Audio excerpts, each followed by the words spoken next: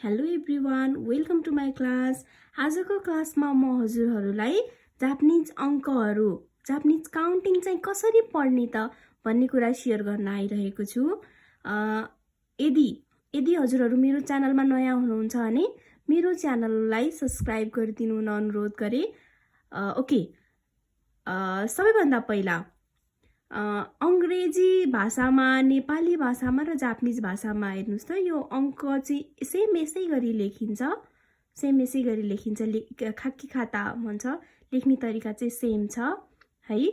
अब यसलाई उच्चारण गर्ने तरिका डिफ्रेन्ट छ। हेर्नुहोस् त, यो वानलाई निहोङ्गो जापानिज भाषामा इची भनिन्छ, 2लाई नि, 3लाई सान, 4लाई सी अथवा योन, सी र योन भनिन्छ 4लाई चाहिँ।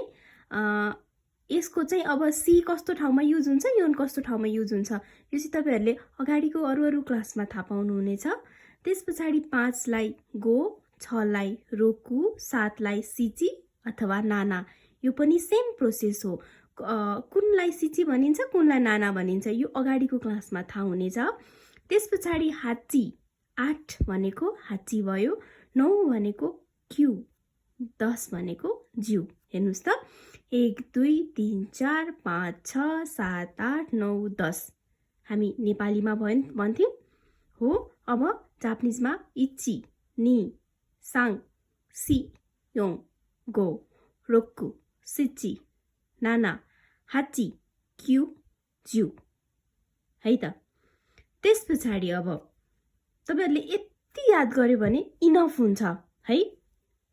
अब हेर्नुस् त, अब तपाईहरुलाई म एउटा ट्रिक बताइदिन्छु यो काउन्टिङ पढ्ने चाहिँ। हेर्नुस् है राम्रोसँग, यो 11 भनेको चाहिँ कति हो भन्नुहुन्छ भने 10 + 1 भनेको 11 हो नि, 11 हो नि, 10 र 1 भनेको 11 हो नि हो। त्यसो भए अब हामीले यो जापानिज भाषामा यो 10लाई कति भन्छौं, 10लाई कति भन्छौं, ज्यू भन्छौं हो। अब ज्यू अनि यो 1 भनेको कति हो, इची। ज्यू इची भनेको के भयो, 11। बुझ्नुहुन्छ? त्यस पछाडि अब 12 भनेको कति हो त भन्दा 10 + 2 हो। 10 मा 2 जोडो भने कति हुन्छ, 12 हुन्छ। फेरि यसलाई एकचोटी 10 भनिदिनुस्, एकचोटी 2 भनिदिनुस्, ज्यूनी भनेको कति भयो, 12 भयो। बुझ्नुहुन्छ? त्यस पछाडि फेरि 13, हेर्नुस् त, 13 भनेको कति हो त भन्दा 10 + 3 अथवा 10 मा 3 जोड्यो भने 13 हुन्छ, राइट हो। अब यो 10लाई कति भनिन्छ, ज्यू भनिन्छ। 3लाई कति भनिन्छ, सान भनिन्छ हो। ज्यू सान भनेको कति भयो, 13 भयो। यसै गरी अब 19 हेर्नुस् त, 19 भनेको कति हो, 10 + 9 हो। 10 + 9 भनेको कति भयो, 19 भयो। अब 10लाई के भनिन्छ, ज्यू। अब 9लाई के भनिन्छ, क्यू। ज्यू क्यू भनेको के भयो, 19 भयो। हेर्नुस् है त, फेरि एकचोटि माथिदेखि है, इची, नि, सान, सी अथवा योन, गो, रोकु, सिची अथवा नाना, हाची, क्यू, ज्यू। अब 11 भनेको कति हो, 10 + 1 भनेपछि पहिला 10 भन्नु पर्यो अनि 1 भन्नु पर्यो हो। अब ज्यू इची, 12 ज्यू नि, 13 ज्यू सान। त्यसै गरी एकैचोटि अब 20 मा हेर्नुस् त, अरु सेम हुन्छ, 10 भन्ने अनि पछाडिको नम्बर भनिदिने हो। अब 20लाई चाहिँ कति भन्ने त भन्दा 20 मा पहिला के छ, 2 छ, 2लाई के भन्छौं हामी, नि भन्छौं हो। अब 10लाई के भन्छौं, 10लाई हामी के भन्छौं, ज्यू हो। नि ज्यू भनेको कति भयो, 20 भयो। हेर्नुस् त, नि ज्यू भनेको 20 भयो। त्यस पछाडि अब 21 को पालो आयो।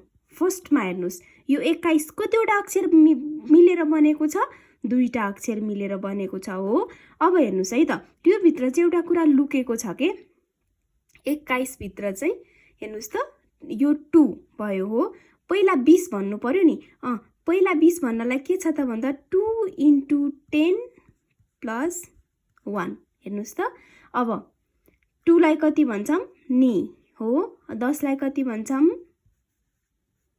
ज्यू त्यसपछि इची नि ज्यू इची भनेको के भयो हाम्रो 21 भयो है त नि ज्यू इची भनेको 21 भयो अब चाहिँ हामी यसै गरी हिसाब गर्छौं हेर्नुस् त अब मानौ यहाँ 22 भन्नु पर्यो भने 22 भनेको कति हो 2 into 10 प्लस फेरि 2 हेर्नुस् त नि ज्यू नि है छुट्टा छुट्टै गरेर पढ्छौं है त त्यसपछि अब हामी एकैचोटी हेर्नुस् त 30 मा जाउँ अब 30 भनेको कति हो 30 भनेको कति हो फर्स्टमा 3 सान त्यसपछि 10 लाई के भन्छौं ज्यू बुझ्नुहुन्छ नि सान ज्यू भनेको कति भयो 30 भयो मानौ अब यहाँ 33 भन्नु छ 33 भनेको कति हो 3 into 10 प्लस 3 हेर्नुस् त मिलाएर बुझ्नु होला ल मेरो चाहिँ इंग्लिश र नेपाली मिक्स भएछ है ओके हेर्नुस् त 33 भनेको कति हो 3 into 10 अनि फेरि 3 है त अब 3 लाई कति भन्छन् सान 10 लाई कति भन्छन् ज्यू फेरि 3 लाई कति भन्छन् यहाँ अटेन यहाँ लेख्छु सान हेर्नुस् त सान ज्यू सान भनेको कति भयो 33 भयो बुझ्नुहुन्छ हो यसै गरी हिसाब गरेर एकैचोटी तपाईहरु अब मानौ 99 मा पुग्नु भयो है अब 99 भनेको कति हो त भन्दा 9 into 10 प्लस फेरि 9 हो नि हो 9 र 10 गुणन गर्दा कति हुन्छ 90 हुन्छ 90 मा 9 जोड्यो भने कति हुन्छ 99 हुन्छ है त ओके कन्फ्युज नहुनु होला ल मेरो चाहिँ नेपाली र इंग्लिश मिक्स भएको छ ओके अब हेर्नुस् है त अब 9 लाई कति भन्छौं हामी 9 लाई हामी कति भन्छौं क्यू हो त्यसपछि 10 लाई हामी कति भन्छौं ज्यू हो फेरि 9 लाई हामी कति भन्छौं क्यू हेर्नुस् त क्यू ज्यू क्यू भनेको कति भयो 99 भयो 99 हो त्यसपछि हामी 100 लाई चाहिँ ह्याकु भनेर पढ्छौं है त 100 लाई हामीले के भन्छौं ह्याकु भनेर पढ्छौं ओके आजको क्लास चाहिँ म यही सकाइदिन्छु हजुरहरुले चाहिँ के गर्नुस् भने यो भिडियो मजाले हेर्नुस् त्यसपछि 1 देखि 100 सम्म 1 देखि 100 सम्म 5 पल्ट लेख्नुस् है यदि केही बुझ्नु भएन भने कमेन्ट गर्नुस् म हजुरहरुलाई क्लियरिफाई गर्न रेडी छु ओके आजको क्लासमा चाहिँ हामीले 1 देखि 100 सम्मको मात्रै पढ्यौं है ओके भोलिको क्लासमा चाहिँ हामी 100 देखि 1000 सम्मको अक्षरहरू